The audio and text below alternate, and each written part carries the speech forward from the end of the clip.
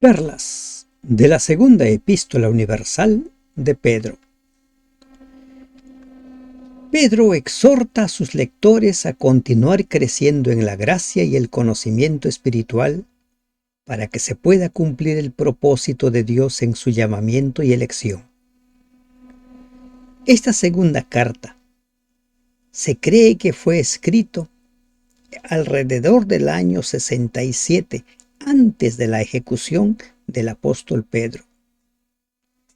No hay seguridad dónde fue escrito, aunque muchos creen que fue en Roma. Buen día, hermanos y hermanas de esperanza. Estamos iniciando el estudio de la segunda carta del apóstol Pedro. Oremos. Padre nuestro que estás en los cielos, Dios bendito, Dios eterno, digno de recibir la gloria, la honra, nos dirigimos a ti, Señor, para rogarte, para suplicarte que nos enseñes tu palabra, que nos ayudes a comprender el capítulo 1 de la segunda carta del apóstol Pedro. Es tu evangelio, es tu mensaje. En el nombre de Jesús te lo pedimos. Amén.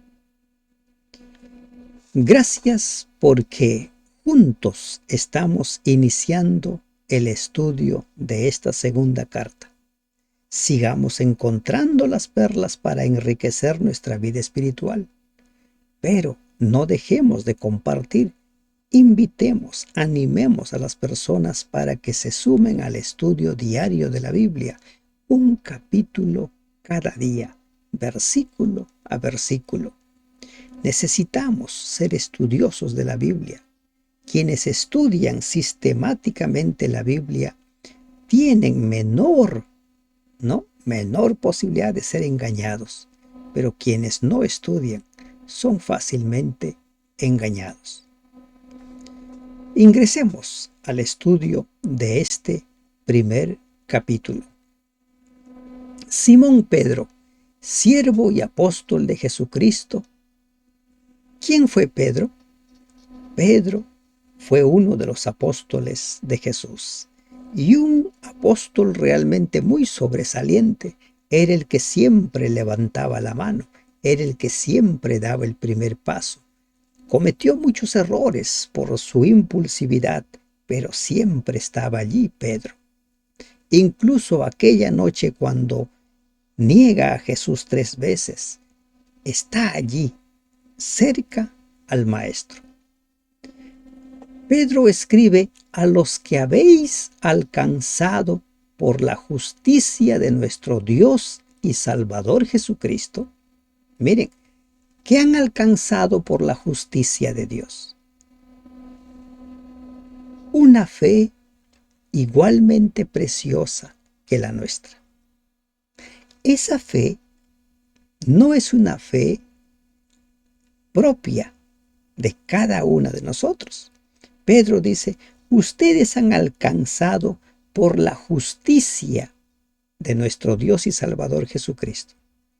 La misma fe que nosotros tenemos, la misma fe de los apóstoles hemos alcanzado nosotros, gracias a la justicia de Dios, gracias a la justicia de nuestro Señor Jesucristo. Partimos con esta seguridad. Tenemos la misma fe. Recuerden, hay un solo evangelio, un mismo evangelio. Gracia y paz os sean multiplicadas en el conocimiento de Dios y de nuestro Señor Jesucristo. Si nosotros crecemos en el conocimiento de Dios y de nuestro Señor Jesucristo, la gracia y la paz van a ser multiplicadas en nuestra vida. Y este conocimiento es un conocimiento completo, perfecto, que proviene de la contemplación de Dios, que viene de la contemplación de Cristo. El apóstol Pablo escribe y asegura que nosotros somos transformados por medio de la contemplación de nuestro Maestro. como todas las cosas que pertenecen a la vida y a la piedad nos han sido dadas por su poder divino. Todas las cosas. Una frase que nos recuerda que el Señor nos proporciona todo lo necesario para nuestra salvación. Todas las cosas que pertenecen a la vida y a la piedad nos han sido dadas. Lo recibimos, todo lo recibimos, nada es nuestro. Es por eso que nosotros no debiéramos considerar como que es nuestro. Hay muchos dicen, yo con mi vida hago lo que quiero. No, no haces lo que quieres porque no es tu vida. Vives porque Dios te concede la vida. Todo nos ha sido dada. Y a la piedad, dice, nos han sido dadas por su divino poder. ¿Y qué es la piedad?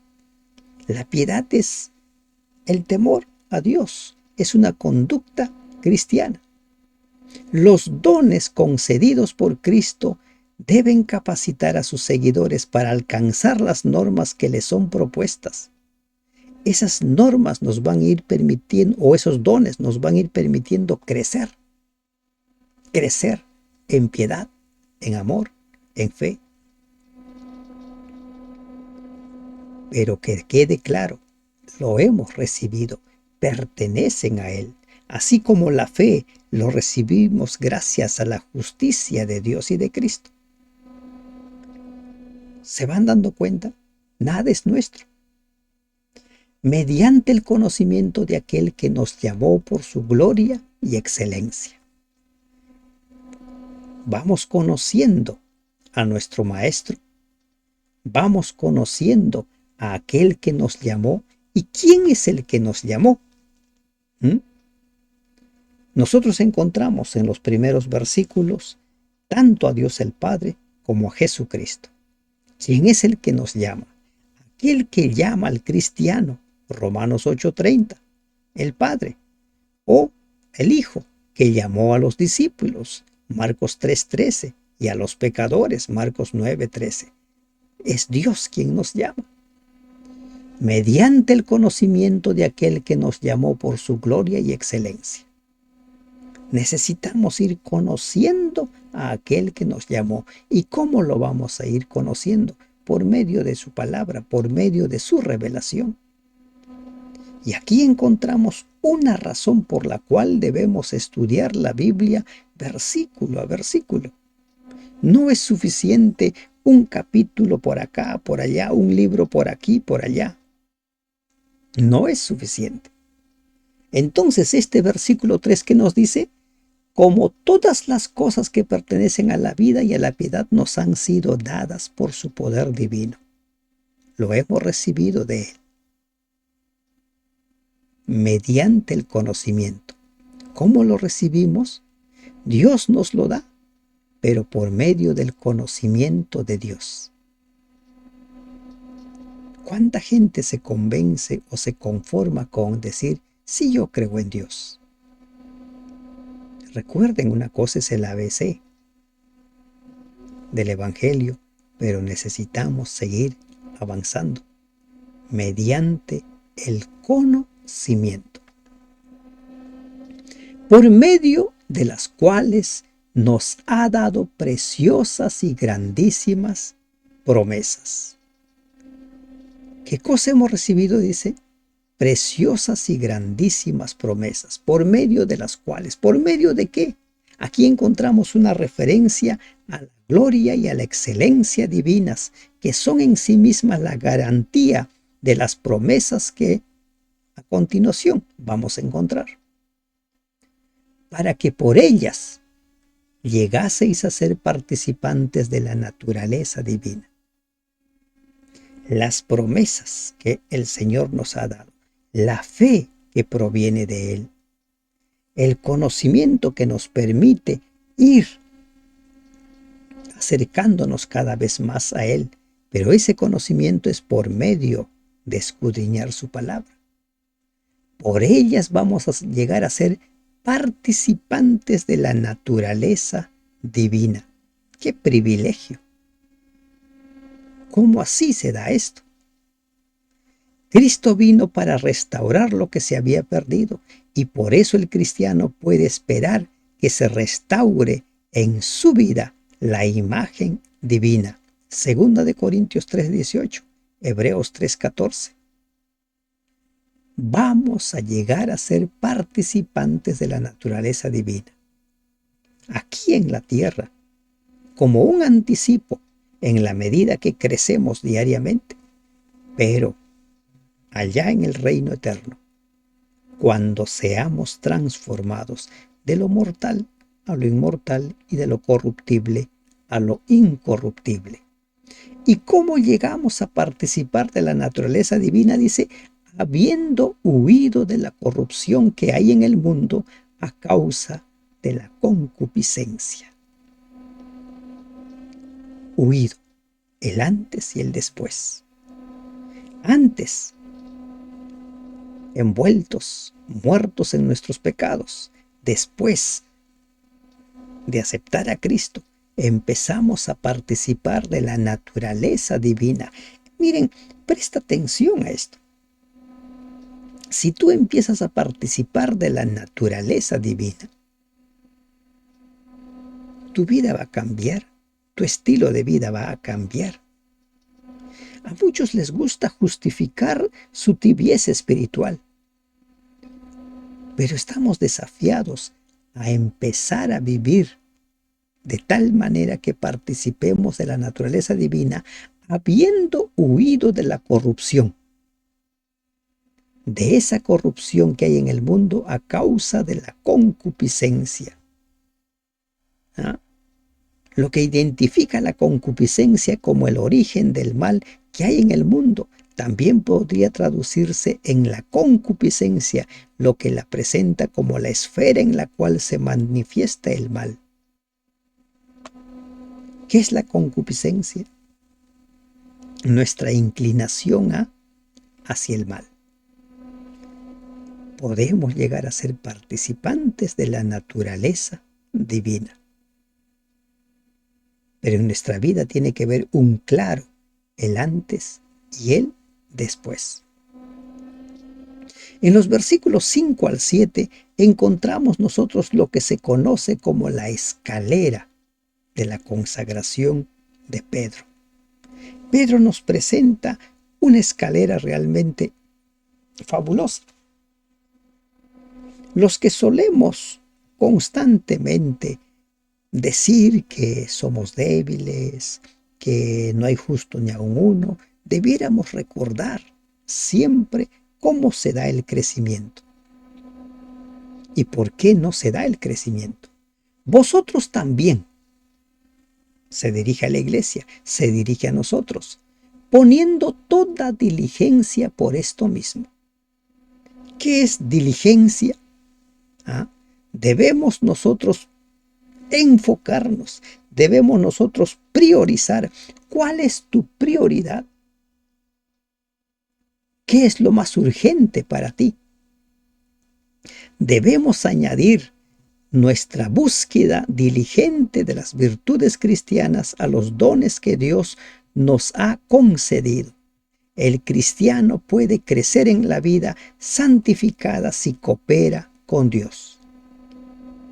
La santificación es un crecimiento integral del ser humano. No es simplemente la parte espiritual. Algunos se enfocan solo en la parte espiritual. Es buena, pero hay que también enfocarnos en la parte social, en la parte mental, en la parte física. Lo que afecta a uno, afecta al otro. Entonces dice, poniendo toda diligencia por esto mismo, añadid a vuestra fe virtud. La escalera comienza con la fe. ¿Y cuál es esa fe? Esa fe que hemos recibido por la justicia de Dios. Recuerden el versículo 1, a los que han alcanzado por la justicia de nuestro Dios y del Salvador Jesucristo, la misma fe del apóstol Pedro, la misma fe de los apóstoles. A esa fe que hemos recibido de Dios, hay que añadir a esa fe virtud. ¿Qué es la virtud? La virtud es la excelencia moral. Si el cristiano presta atención a este consejo, alcanzará una vida equilibrada. Fe, virtud. Luego viene conocimiento. Una comprensión práctica de los caminos y los planes de Dios para el individuo. Fe, virtud, conocimiento. Vamos creciendo. Miren cómo se va produciendo el crecimiento espiritual. Y ese conocimiento tiene que estar basado en lo que Dios ha revelado para nosotros, no en ningún otro medio, solo en lo que Dios ha revelado para nosotros. Fe, virtud, conocimiento, y dice, al conocimiento, dominio propio. ¿Qué es el dominio propio? La capacidad que cada persona tiene de controlar sus pensamientos, sus emociones y sus acciones. La persona que ha desarrollado el dominio propio no se va a meter en problemas. No es aquella persona que dice, disculpa, lo siento. Raras veces va a caer en ligerezas porque tiene dominio propio. El conocimiento por sí solo envanece. Pero fe, virtud, conocimiento, dominio propio. Y al dominio propio, paciencia.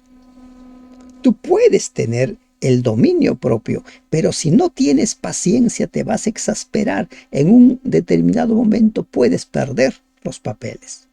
Entonces, a ese dominio propio, a esa capacidad que tienes de poder guiar, trabajar con tus pensamientos, tus emociones y tus acciones, debes añadirle paciencia. La paciencia es perseverancia, esperar hasta recibir lo que se nos ha prometido. Fe, virtud, conocimiento, dominio propio. Dominio propio, paciencia. A la paciencia hay que añadirle piedad. ¿Qué es la piedad? Reverencia a Dios. Temor a Dios. Esta cualidad impide que el cristiano se torne un fariseo. Lo mantiene humilde y amable. Y a la piedad, afecto fraternal. ¿Qué es el afecto fraternal? El amor por todos los hermanos. El amor por el prójimo. Y al afecto fraternal, amor. El amor ágape. Ese amor que solo busca el bien de su prójimo. Ese amor que solo busca el bien del ser amado. El amor ágape es un afecto basado en el conocimiento y la razón, un afecto que está dispuesto a sacrificar el yo por el bien del que ama. Esto es lo que Dios siente por Cristo y los hombres y lo que Él desea que los hombres sientan el uno por el otro. Esta es la cúpula y la corona de todas las cualidades procedentes enumeradas por Pedro. Recuerden 1 Corintios 13:13. El mayor de todas las virtudes es el amor. La que debe gobernar todo lo que hacemos es el amor. ¿Cómo se va dando el crecimiento? Fe, virtud, conocimiento, dominio propio, paciencia, piedad, afecto fraternal y amor. ¿Saben? Todo puede faltar, pero el amor no puede faltar. Si falta el amor, todo queda sin valor.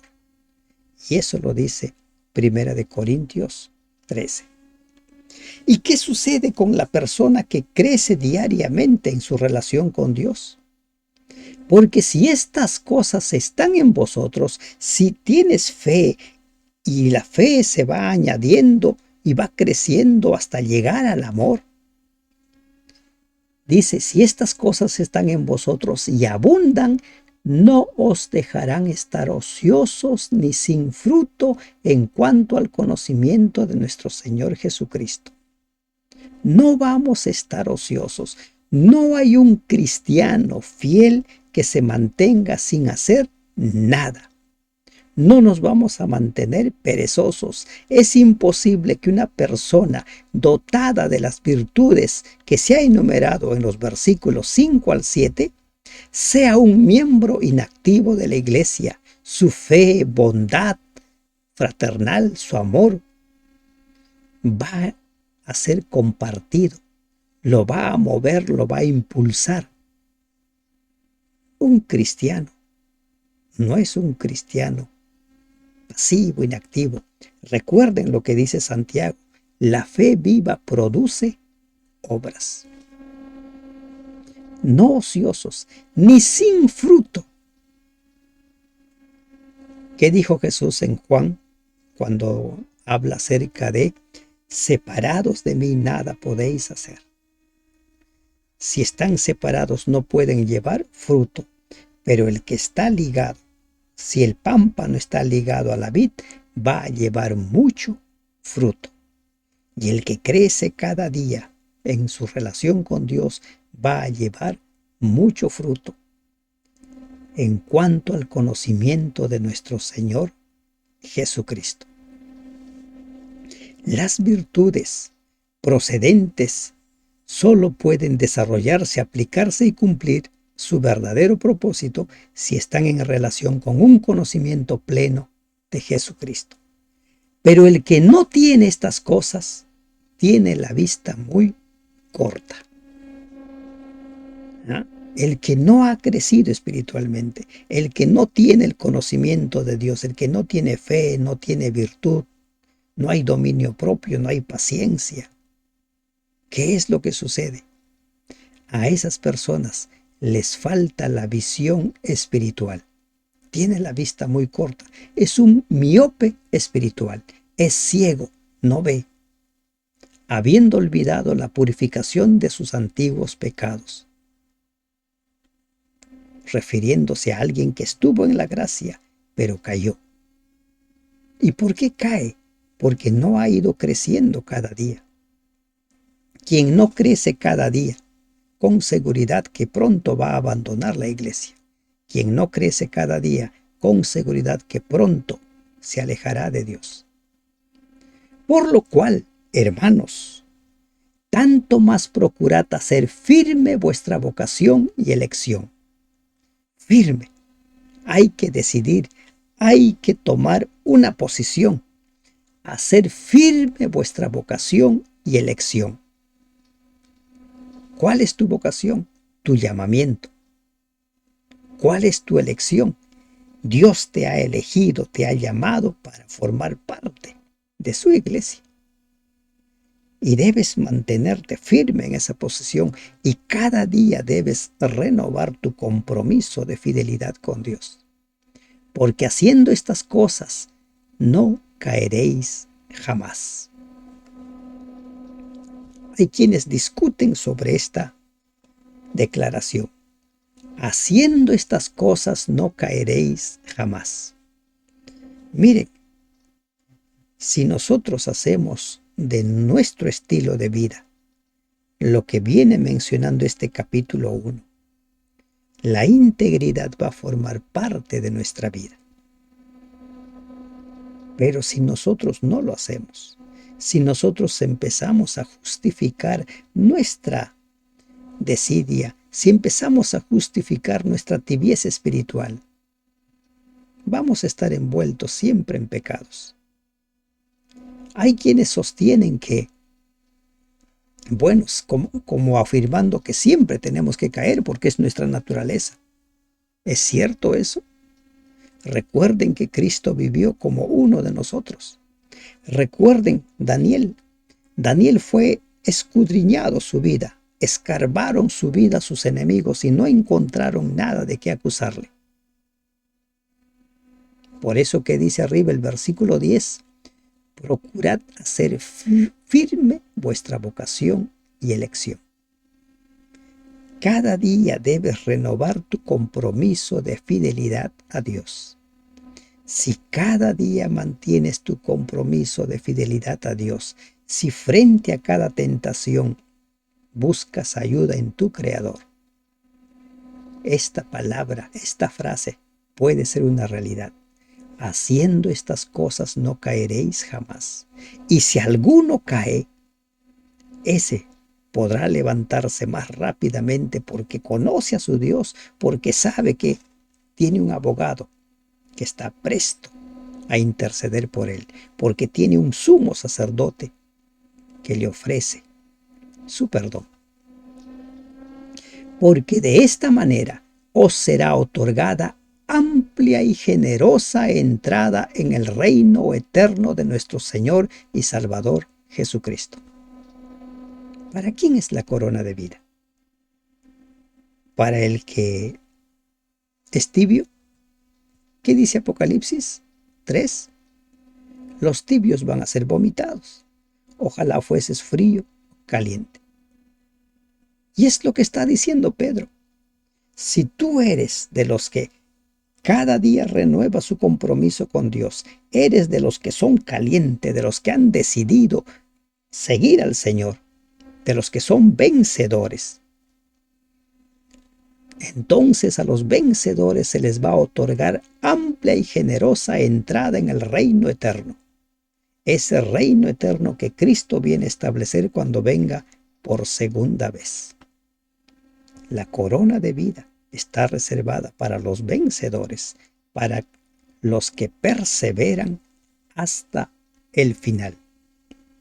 De los versículos 12 al 15 se nos exhorta al fortalecimiento de nuestra fe en la verdad presente. Por esto, yo no dejaré de recordaros siempre estas cosas, dice el apóstol. Ya ustedes lo saben, pero les tengo que recordar. Aunque vosotros la sepáis y estéis confirmados en la verdad presente. Confirmados.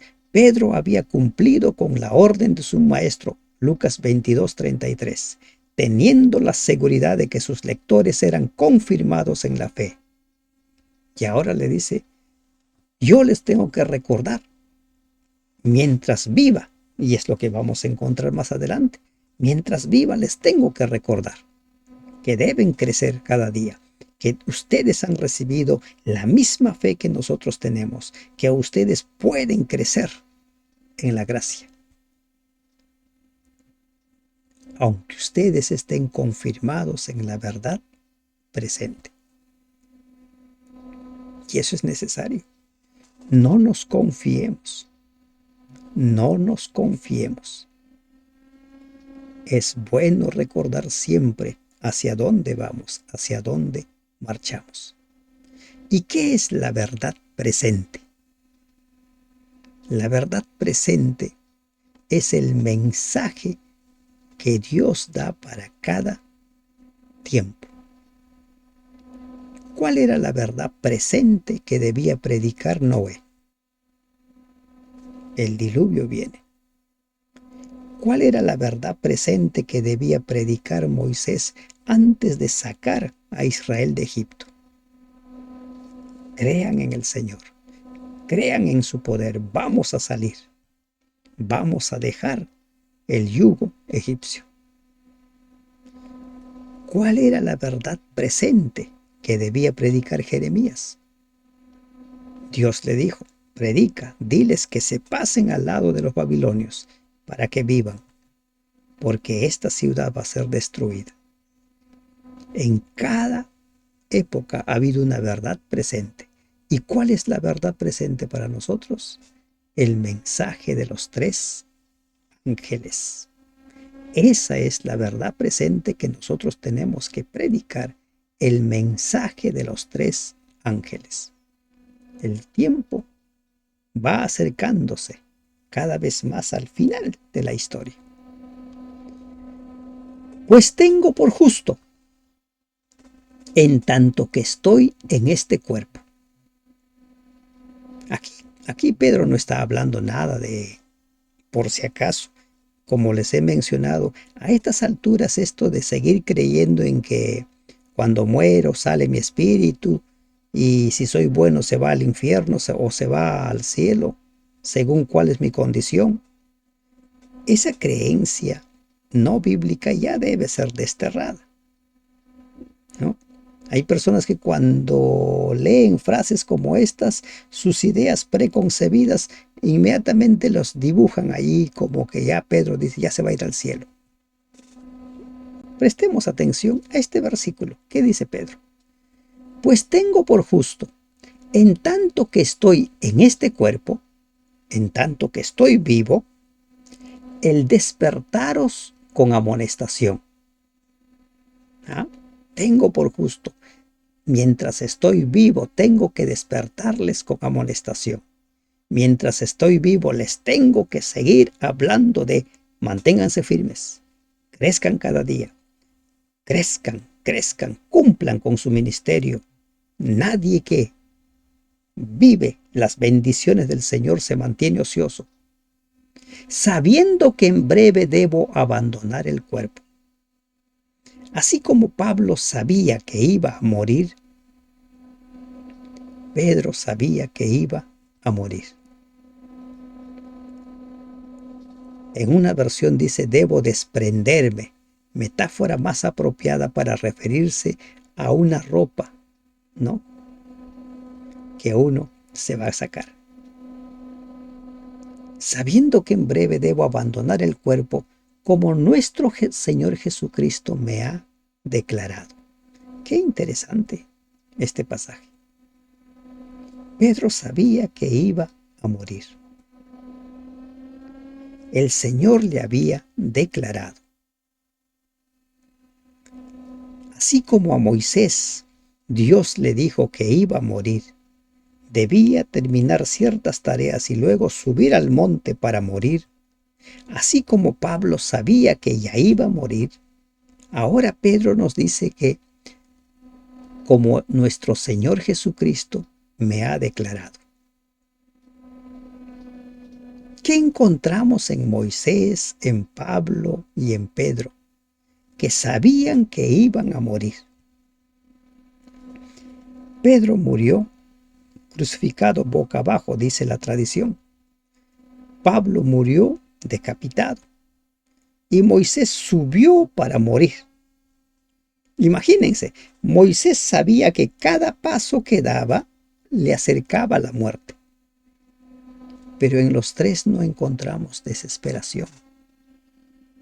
En los tres no encontramos, no quiero morir, preocupados, deprimidos porque ya voy a morir, ya voy a morir.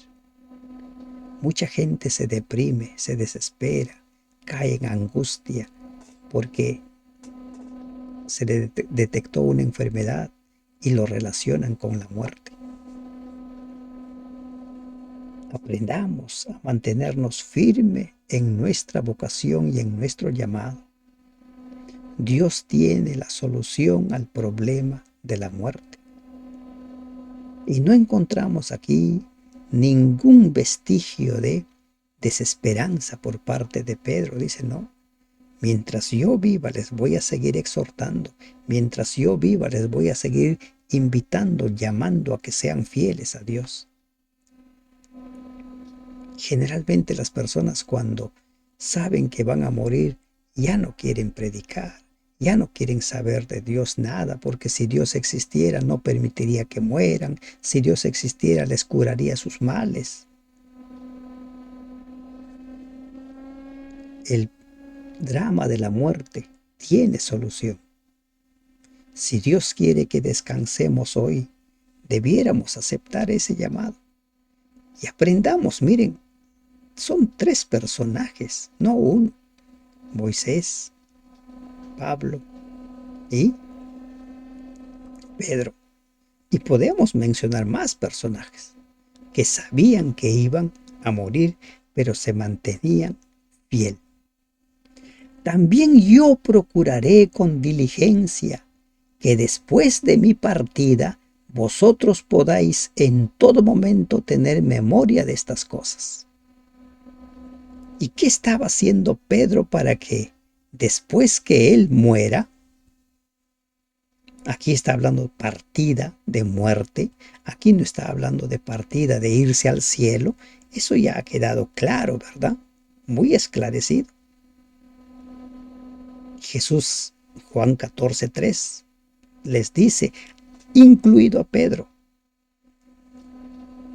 cuando venga por segunda vez, los voy a llevar para que ustedes estén donde yo esté.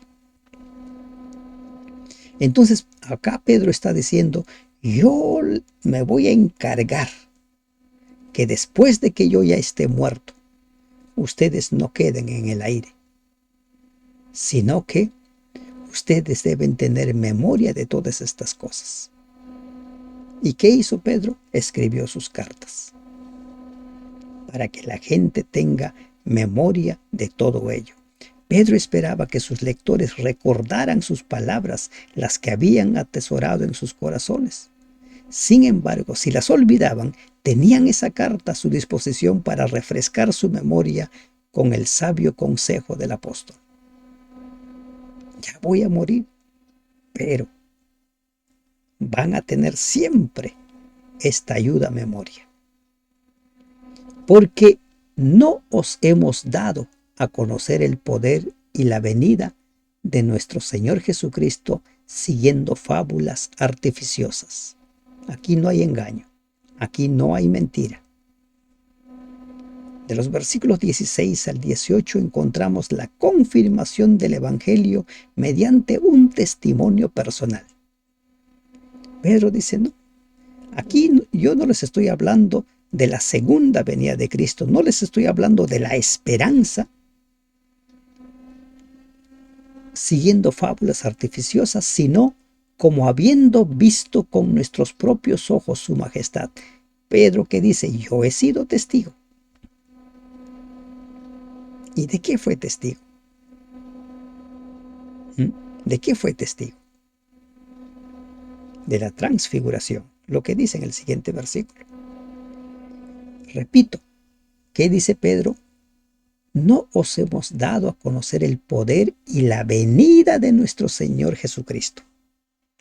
Si Pedro estuviera hablando de la partida, de su partida para irse ya al cielo y estar con el Señor, ¿qué necesidad tiene de hablar de la segunda venida de Cristo? Todos vamos a estar juntos al Señor cuando el Señor venga, cuando los muertos sin Cristo, incluido Pedro, resuciten y sean transformados en un abrir y cerrar de ojos. La segunda venida de Cristo. Y dice Pedro, no les estoy hablando algo inventado, una fábula, no, sino que yo lo he visto. Y él cuenta su experiencia, pues cuando él recibió de Dios Padre honra y gloria, le fue enviada desde la magnífica gloria una voz que decía, este es mi Hijo amado en el cual tengo complacencia. Yo lo he escuchado, yo lo he visto, es lo que está diciendo Pedro. Yo he sido testigo de lo que les digo, yo he sido testigo de cada cosa que les estoy comunicando. Y nosotros oímos esta voz enviada del cielo cuando estábamos con él en el Monte Santo. Y cuando dice nosotros, ¿a quiénes se refiere? Juan, Jacobo o Santiago y el mismo Pedro. Los tres estuvieron allí presentes. Y Pedro dice, yo lo vi, y yo lo escuché. Y es lo que les doy a conocer a ustedes. No estoy engañando nada. No estoy inventando nada. De los versículos del 19 al 21 se nos da la confirmación del Evangelio por la profecía. Tenemos también la palabra profética más segura. ¿Qué dice Pedro? Les estoy contando lo que yo he visto. Yo he sido testigo de cómo es que Dios el Padre dijo que Él es su Hijo. Yo he sido testigo. Y no solo fue testigo de ello, Él presentó una evidencia, pero Pedro estuvo presente en muchas otras. Yo he sido testigo. Pero dice, tenemos también la palabra profética más segura. La palabra inspirada. Los testimonios. En el tiempo de Pedro, ¿qué era la palabra profética? El Antiguo Testamento. Todo lo que llaman las Escrituras.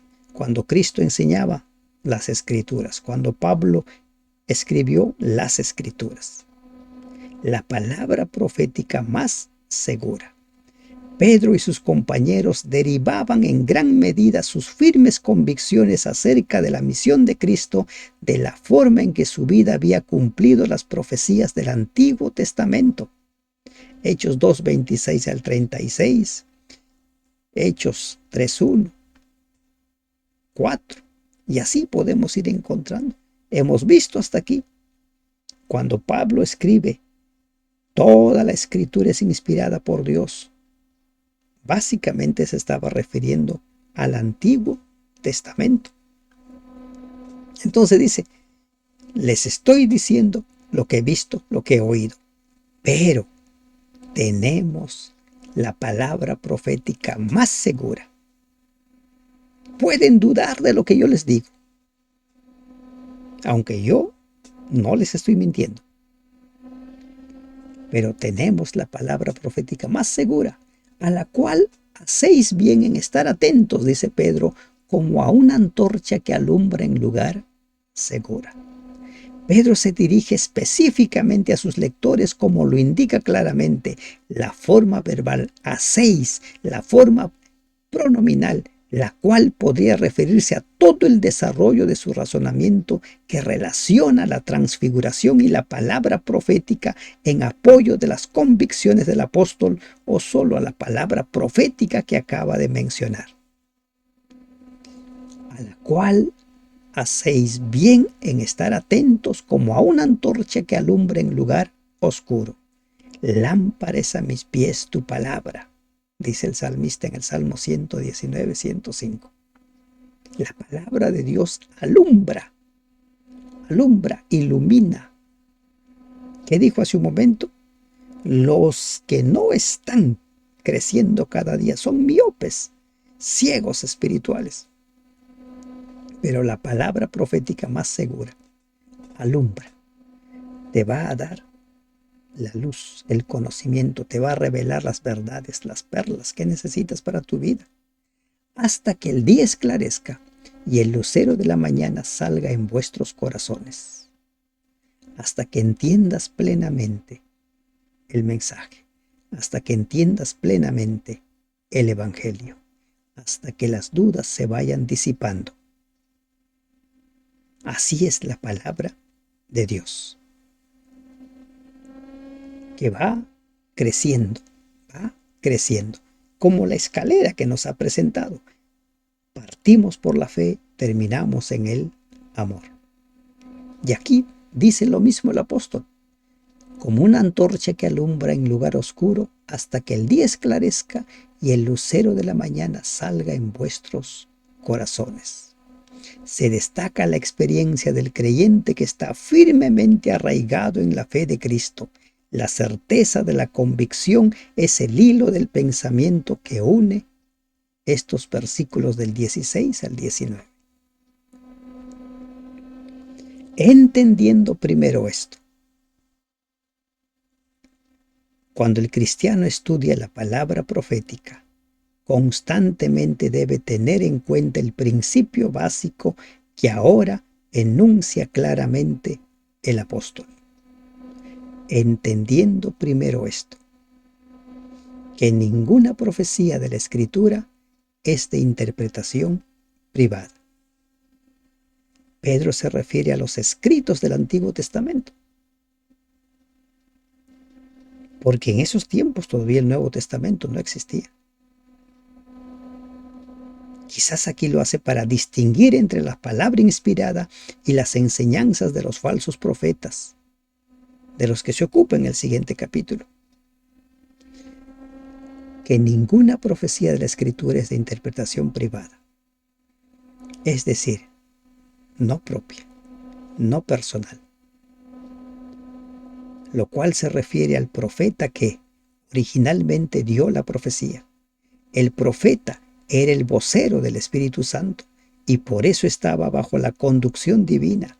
No debía introducir sus propias ideas en los mensajes que eran dados para beneficio del pueblo de Dios. Este principio es cierto en el estudio de las profecías. El lector debe esforzarse por comprender el significado que el Espíritu Santo quiso dar a los pasajes que estudia, no de interpretación privada. A la ley y al testimonio, si no dijeran conforme a esto es porque no les ha amanecido. Primera de Corintios 4:6. Aprendamos a no pensar más allá de lo que está escrito. ¿Y por qué no debemos nosotros añadir ni quitar a la palabra inspirada? Porque nunca la profecía fue traída por voluntad humana. Aquí no hay ningún parecer humano. No hay ninguna palabra humana. Nunca la profecía fue traída por voluntad humana, sino que los santos hombres de Dios hablaron siendo inspirados por el Espíritu Santo. ¿Quién inspiró a Moisés? El Espíritu Santo. ¿Quién inspiró a Josué? El Espíritu Santo. ¿Quién inspiró a Jeremías, a Isaías, a Ezequiel, a Amós, a cada uno de los profetas? El Espíritu Santo. Por eso es que la interpretación privada no tiene lugar. Y es triste encontrar con gente que le da cierto contenido a la palabra de Dios, tergiversando como Satanás tergiversó Salmo 91, 11 y 12. ¿Recuerdan lo que le dijo Jesús cuando lo tienta en el desierto? Le dice, lánzate. Escrito está, va a mandar a sus ángeles para que no te estrelles contra el piso. Y el Salmo no dice nada de eso. Y es lo que sucede con la interpretación privada. Es lo que sucede con los que afirman que existe el infierno, con los que afirman que el muerto bueno se va al cielo. Es lo que sucede con los que afirman que el alma anda vagando por ahí. Tenemos también la palabra profética más segura. Ninguna profecía es de interpretación privada, porque el mensaje nunca fue traído por voluntad nuestra, de ningún ser humano, sino fue inspirado por el Espíritu Santo. Esta es la única referencia directa al Espíritu en esta epístola, pero es categórica. Fue el Espíritu Santo quien inspiró a cada uno de los hombres y las mujeres desde siempre, y sigue inspirando. Y a los escritores bíblicos los inspiró el Espíritu Santo. A estas alturas debe quedar claro esto. No nos corresponde interpretar. Si usted escucha mensajes que no tienen nada que ver con el contenido bíblico, tenga cuidado. Tenga mucho cuidado. ¡Qué preciosas perlas! ¿Le gustó la perla del crecimiento de la escalera de Pedro? Me gusta a mí la perla que dice que la misma fe que tienen los apóstoles es la que la justicia de Dios permite que tengamos. Y me gusta esta última perla. La palabra de Dios no es de inspiración privada. Debemos aprender a no pensar más allá de lo que está escrito. Que Dios te bendiga. Amén.